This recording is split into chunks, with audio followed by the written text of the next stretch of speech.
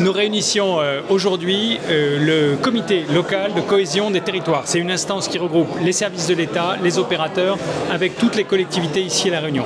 Et on a pu le faire aujourd'hui en présence du directeur général de l'Agence nationale de la cohésion des territoires, Stanislas Boron, qui est avec moi, qui nous fait l'amitié et l'honneur de venir passer ici 2 jours à La Réunion pour aller à la rencontre des collectivités, pour voir ce qu'on fait sur le terrain. Alors la cohésion des territoires, c'est quoi? C'est à la fois la politique de la ville, c'est-à-dire ce qu'on conduit dans les quartiers pour rénover, pour améliorer la vie des habitants, mais c'est aussi la politique des hauts, dans les écarts, dans les îlettes, pour mettre en œuvre une politique qui rend le service public accessible partout.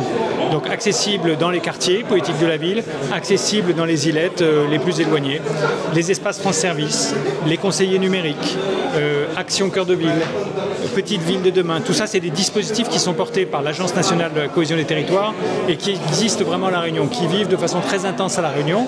C'est une politique qui est organisée par l'État, mais qui est coproduite avec les collectivités. C'est comme ça qu'on travaille bien. Alors, on a signé plusieurs conventions, des conventions avec Petite-Île, une convention également avec Saint-Pierre et les communes de la Civis, une convention avec les Avirons. On a sur le territoire de l'île à peu près tous les dispositifs de l'Agence nationale de la cohésion des territoires qui couvrent un territoire ou un autre. C'est fait pour se mobiliser, bien sûr pour apporter des financements, des soutiens. Par exemple, l'État finance des chefs de projet qui permettent auprès des maires de développer leur territoire, de refaire le maillage d'un quartier, d'imaginer la ville de demain à 5 ans, à 10 ans, etc.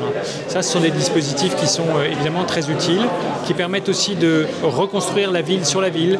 C'est-à-dire que parfois, on a construit depuis 20 ans, 30 ans, 40 ans, 50 ans, à Saint-Pierre ou à Saint-André, on évoquait avec les élus. Ce qu'on a fait, c'est le passé, c'est aussi notre présent. Et si on veut construire la ville de demain, eh ben alors il faut la réinventer. Et c'est à ça que servent tous ces dispositifs.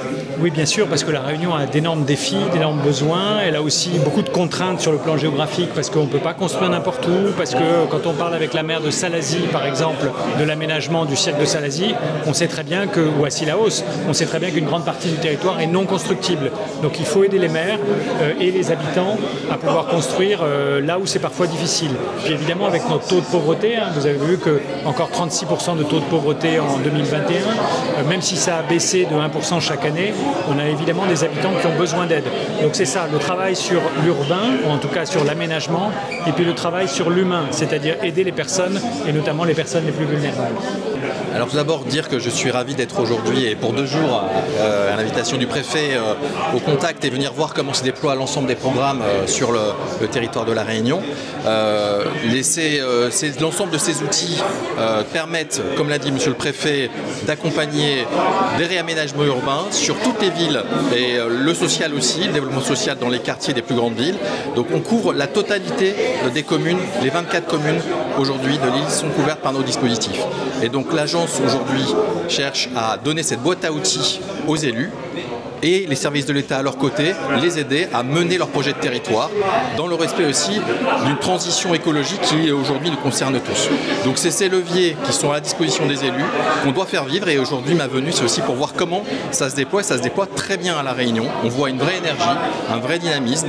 Beaucoup des outils ont été appropriés, il y a des questions, il y a des difficultés et c'est bien normal et on va voir comment on peut essayer avec les élus, avec les partenaires locaux d'y apporter des réponses.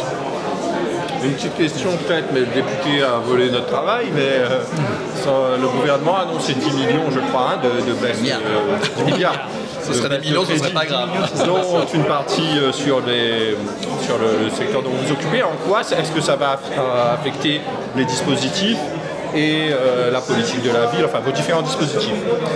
Alors aujourd'hui, ces décrets d'annulation ont été publiés. Il revient maintenant aux différents ministères de répartir plus finement les annulations de crédit. Évidemment, c'est un travail attentif pour que les dispositifs clés, socles, fondamentaux, en politique de la ville comme en cohésion des territoires, pour le territoire rural comme les territoires urbains, soient bien préservés. Donc c'est un travail qui est mené aujourd'hui par les ministères avec l'ensemble des directions concernées. Je suis confiant sur le fait qu'on pourra poursuivre notre action sur l'ensemble des territoires urbains comme ruraux.